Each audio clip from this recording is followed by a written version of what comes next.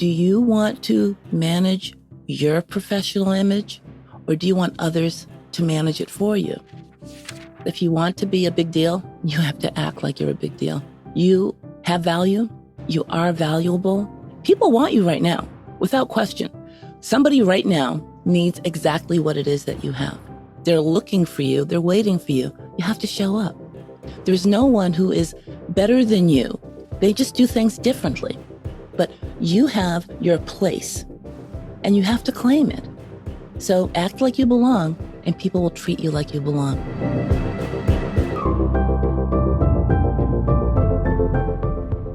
That's Susan Callender. She's a success coach who helps professionals all over the world polish their people skills and step into the spotlight. She's the founder of Social Confidence Pro and is also the host of the Social Skills Mastery podcast. So you'll learn 1, 6 steps for overcoming shyness, 2, how to quickly curb nervousness and anxiety, and 3, the small shifts that improve your professional presence. And if you want a quick summary write-up of some of these takeaways, I recommend you sign up for the free Gold Nugget email newsletter found at awesomeatyourjob.com. I'm Pete Makaitis. This is How to Be Awesome at Your Job. And now, here's Susan. Susan, welcome. Pete, I am so happy to be on your show. Thank you so much. Oh, thank you. Well, we're happy to have you. We're talking social confidence. That's a hot topic listeners care a lot about. And you are the Social Confidence Pro. So it's like a match made in heaven. I am. I love what I do. Well, I want to hear the tale of how you were going to be on CNN and then you just walked off the set. What's going on here? Well, I identified as a shy person, and momentarily for that interview, which happened during the Democratic National Convention back in 2004, I thought that I could get over shyness for a few minutes for an interview. And so I walked in blindly to the interview. They were putting on my mic, fixing my hair. The reporter's talking to me, and my mind is spinning and racing. And then they went 5, 4, 3. And I pulled off the microphone and I said, I cannot do this. I'm so sorry. I'm so embarrassed. I should have never done this in the first place. And I walked off the set. And the most surprising thing, Peter, is that was an embarrassing moment, but it was not even my worst embarrassing moment. I am so glad to be where I am today and holding out my hand and bringing along other people, other professionals, other business owners that find themselves in that situation. There's hope for you. There was for me, there is for you too. Oh, yes. I like that a lot. Not that you experienced a deeply painful situation, but that, you use your pain to help others, as well as this notion. I think sometimes people think, charismatic folks who are just great on camera or great on stage or great speaking, they're just kind of born that way. That's sort of their personality. But here you are, and with an experience that says just the opposite. No, you've experienced a personal transformation here. I did. And that was one of the catalysts for my doing what I do now. And that was realizing that, I call myself shy. Who first called me shy? Oh, it was my mom protecting me, letting people know, it's okay. She's hiding behind me. She's shy. And then as I grew up, when I was in school or in a play, when people saw me being very hesitant, I could then express when I was 8 or 9 years old. I'm shy.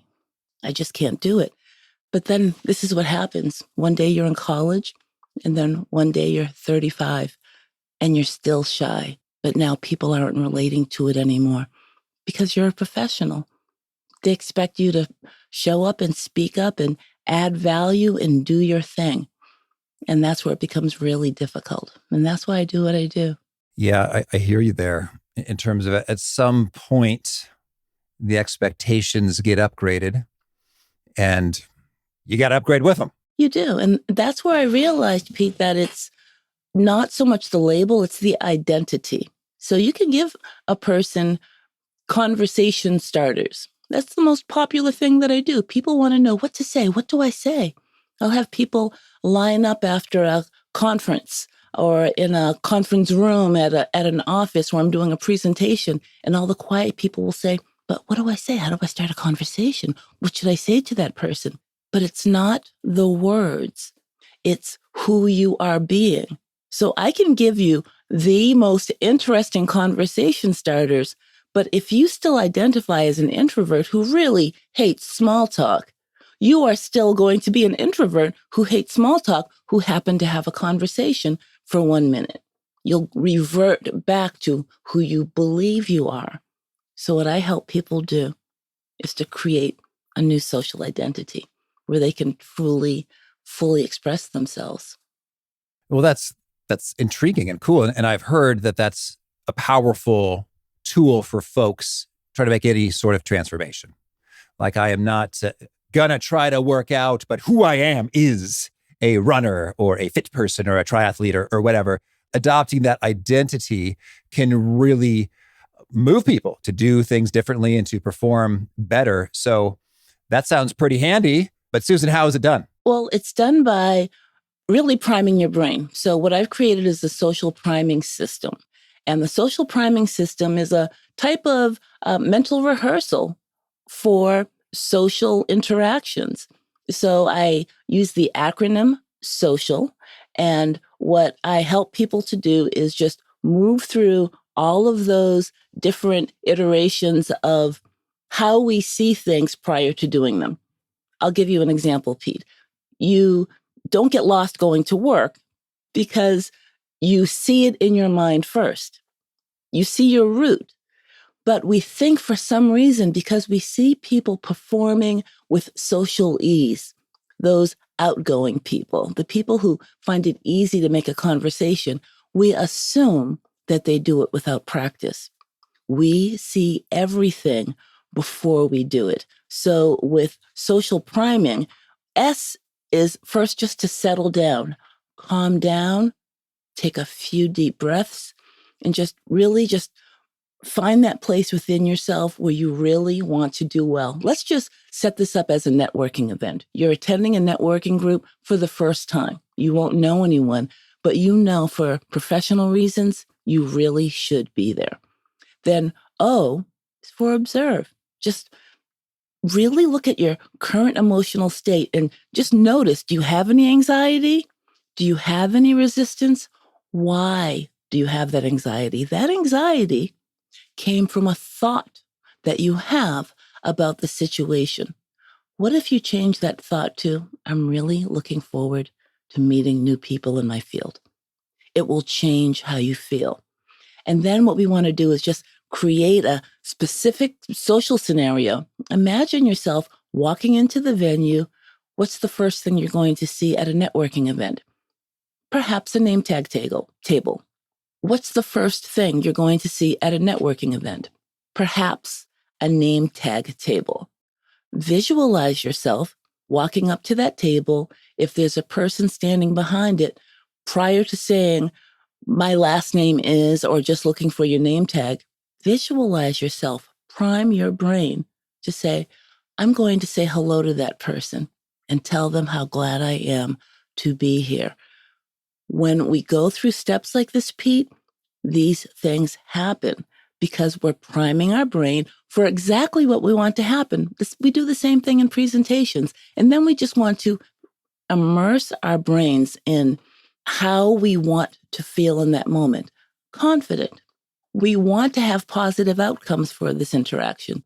And then we make it animated. That's the A in social. Just play through the scene like you're having conversations, like you're going over to the bar to get a drink, like you're going to stop by the hors d'oeuvre table and grab a cube of cheese or a little bit of hummus and pita, and you're going to turn and find a single person or a person who was alone, and you're going to walk over to them and mention something about the gathering. Don't walk over and say your name first, because nobody will care who you are until they feel comfortable with you. Then they'll remember your name. And so just start with something about the setting that you're in, something about the event that you're attending. And then finally, L in social is for just linking the great feeling that you have with this to any positive situation that you want to have. So when you click that link, you will know that this is how I want to feel in social settings. And that just seals the deal for you. Then you can do it again and again and again. So with the link, Can you expand on that a little bit more? Well, it's like an anchor. So the anchor is, I just did this. I was able to visualize what I wanted to happen. I was able to just settle my nervous system. I was able to calm that anxiety. I questioned where that anxiety was coming from. Why would I feel nervous? I am a very smart, driven person. I have the degrees, I have the skills, I have the credentials. These are my people. Why would I feel nervous? I've said words before. I have introduced myself before. That you have. I can say words again. I know how to ask for a drink.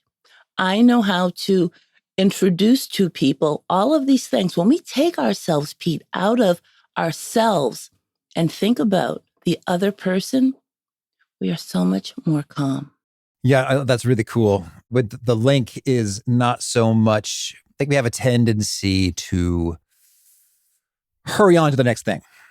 It's like, well, let's see if there's anything interesting in my phone now, as opposed to linking that experience to, I guess, a new identity there in terms of, yes, this happened. This is an experience that just unfolded. And to sort of sit in it, steep in it, marinate in it, and let your brain link these connections. Celebrate the moment. Yeah. I like that a lot. And it's funny, I'm zeroing in on the cheese cubes. One, because perhaps I'm already ready for lunch. Two, it really does animate the scene in terms of when your senses, what can you see, what can you smell, what can you taste, and makes it all the more real and grounded, as opposed to the soft languages of idea things like, oh, some people might not like me. It's like, okay, that's kind of fuzzy and broad and vague, as opposed to a cheese cube. It is orange. I can visualize it on a little white Dixie plate or whatever, the toothpick. I'm there, and the mental rehearsal seems all the more genuine and powerful. It truly does. And that will help your listeners connect to whatever event they are attending, whether it's taking place in the workplace or if they have to go outside or if they're taking a client to lunch. Bob Proctor had a very popular quote, which was that if you could see it in your mind, you can hold it in your hand. It's so true. We've gone through all these little iterations in different ways before, but rather than just having your mind go blank with fear, say, I've done this before. And then at the end, give yourself, when you get back in your car, a little woohoo. So glad I did that. Yes, I knew I could do that. That just reinforces that. That's just another type of anchor. Yes, I can do this again. I can go. I'm going to sign up for that other event that I see noted at the end of the month. Mm-hmm. That's where that momentum comes from. Yeah, I hear you. I dig that a lot. Let's talk about the observe, the why. I can get into a trap emotionally with why, as I feel a thing and then I say why. And sure enough, I'm able to generate so many reasons why I feel that. And then I'm almost finding an argument or justification and support for the very thing that I would prefer not to be feeling. Can you give us some distinctions, some pro tips on how to do the observe step optimally? We all have some resistance in us for whatever reason. Well, I don't want to go. I'd rather go to the gym. I'd rather go home and walk my dog. I'd rather just scroll Instagram or do whatever it is that we do these days because we're so accustomed to being alone. It's so easy to be alone. Why do we do this? We do this because we are professionals. We do this because we've put in that time and we want to be known for what we know. And the more we stay alone, the more we work hybrid or work from home or do not have all the opportunities that we used to take advantage of to get to know people, to be seen and to be heard and to be understood for all of the value that you have to offer. Well, just take a look at that and observe who you're being. Do you want to manage your professional image or do you want others to manage it for you? Others managing it for you might mean, well, she doesn't really talk to anyone, or she's probably not going to show up. Or I don't think that I'm going to ask her because she'll probably say no, we really need panelists for next week. So I'm going to go to somebody who I have a feeling will say yes. And all it takes from you is, yes, sure, I can do it because you know you can. Okay. So that's how we do the identity piece. I'm curious with regard to the settle down, any pro tips on doing that well? What we should take more time for is deep breathing. At any point in your day when you feel just even a pang of nervousness or anxiety, just stop and take 4 to 6 just deep breaths in your nose, slowly out your mouth. It is incredibly calming. And in those moments, your brain will have clarity, the clarity that it could not have, that was not possible when your mind was racing. You are in control. Do not think that some outside factor is in control of you. And once you realize that, it's so empowering. It stops the limiting beliefs in their tracks and increases the empowering beliefs that you have the capability to do anything that you want to do. Okay. So deep breathing, any particulars on how one breathes deeply to be most effective? I practice something with my clients that is called box breathing. And in that, you close your eyes and just picture a cube. And you can, let's say that we're going from the bottom to the top on the left-hand side. And I might say to them, let's breathe in with a 4 count going from the bottom left to the top left. And then do a 6 count blowing out through your mouth, going across the top of the cube. And then a 4 count going down the right-hand side of the cube. And then a 6 count exhaling through your mouth, going across. And even if I do that at the start of a coaching session, that my clients, just depending on their day, if we're doing it like at the end of their work day, it just helps them to separate from anything else that's been going on, or if it's at the start of their day or at their lunchtime, just it helps you to create space between what you thought was so unbearable or stressful, or somebody needling you, or somebody not allowing you to, or in your mind, to not show up as your best because you're so focused on them. And it just helps you to separate from that and realize that you are your own entity, your own being. And then we can begin. Then we can have a great session. And I can do that either whether it's one-to-one or in a group. We're all the same in that way. We like to think that we're different, but we're not. And then when you're in the midst of building your career and developing these skills, what are some practices you suggest for folks day in, day out? What I say often is that if you want to be a big deal, you have to act like you're a big deal. You have value. You are valuable. People want you right now, without question. Somebody right now needs exactly what it is that you have. They're looking for you. They're waiting for you. You have to show up. There's no one who is better than you. They just do things differently. But you have your place and you have to claim it. So act like you belong and people will treat you like you belong. And then you'll start to have fun. And then you'll start to go out more.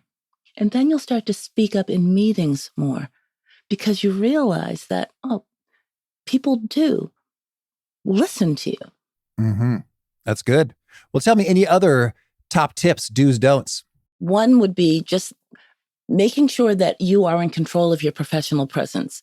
And so that means that you want to pay attention and be in the moment. Stop your mind from overthinking and racing ahead and wondering if you're going to say the right thing, and just get present and pay attention.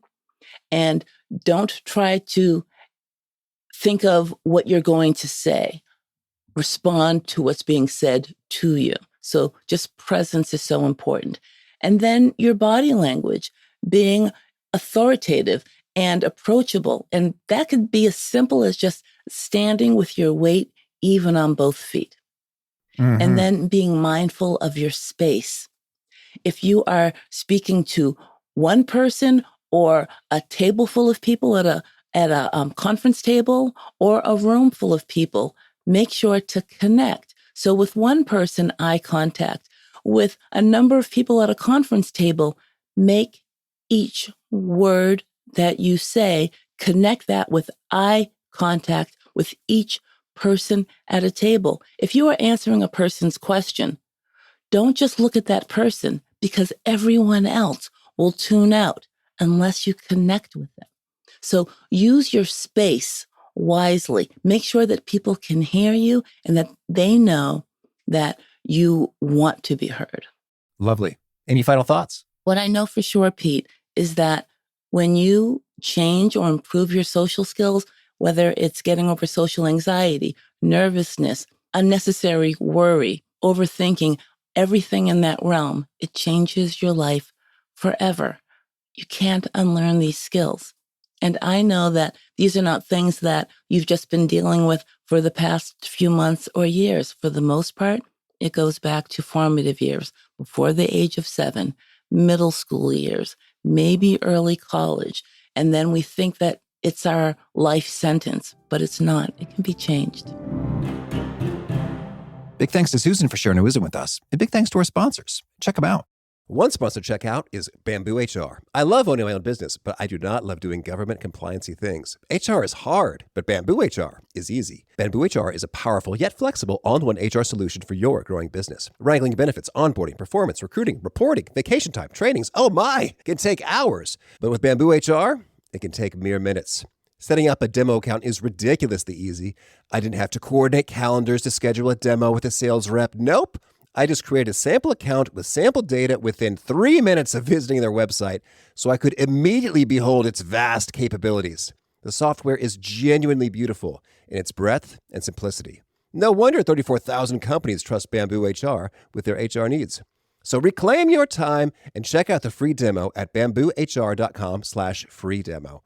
See for yourself all that Bamboo HR can do and how truly affordable it can be too. That's bamboohr.com/free demo. One more time, bamboohr.com/free demo. One sponsor checkout is EarthBreeze. I recently saw a Netflix documentary that talks about all the plastic that we throw away and we try to recycle, but it doesn't really get recycled. So I've been trying to reduce my plastic, and the most wonderful way that I've been doing so has been skipping those gigantic laundry detergent bottles for EarthBreeze detergent sheets. EarthBreeze detergent comes in super convenient cardboard, plastic-free packaging, so it's much more eco-friendly than your normal detergent. And I love how portable and quick and easy they are, and I save a pretty reasonable amount of time skipping having to carefully pour and measure liquid detergent into the machine by just tossing in a quick and easy sheet in there. I personally like their scent-free version, so check out EarthBreeze for an easy way to get clean clothes without the plastic waste and get 40% off with your subscription at earthbreeze.com/awesome. That's earthbreeze.com/awesome. All right. Well, now could you share a favorite quote? Something you found inspiring. You don't have to be great to start. You just have to start to be great. And a favorite book?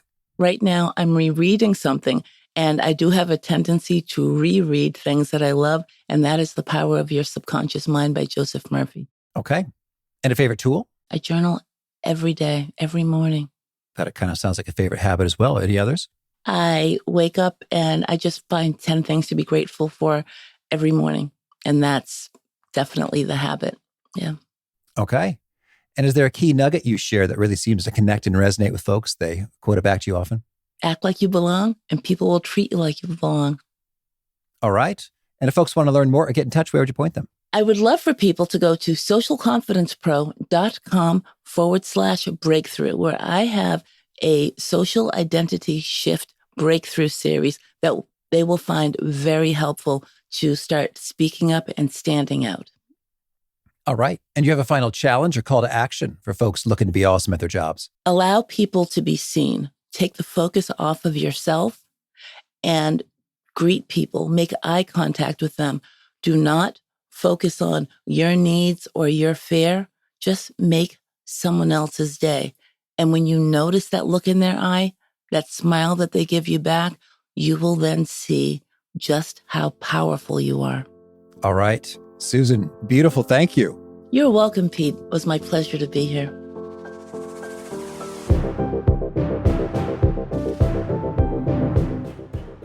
I really appreciate Susan's reminder that when we take ourselves out of ourselves and think about the other person, then we are so much more calm. Self-consciousness is, in fact, just that. We are conscious of ourselves, and in so doing, all kinds of nervousness pops up, as opposed to thinking about the other person, the service, what's going on here, being in the moment. Makes a world of difference for putting those nerves off to the side. Good stuff from Susan. If you want to check out the show notes or the transcript or the links to items that we've referenced, please visit us at awesomeatyourjob.com/EP1033. Hope to catch you next time, and peace.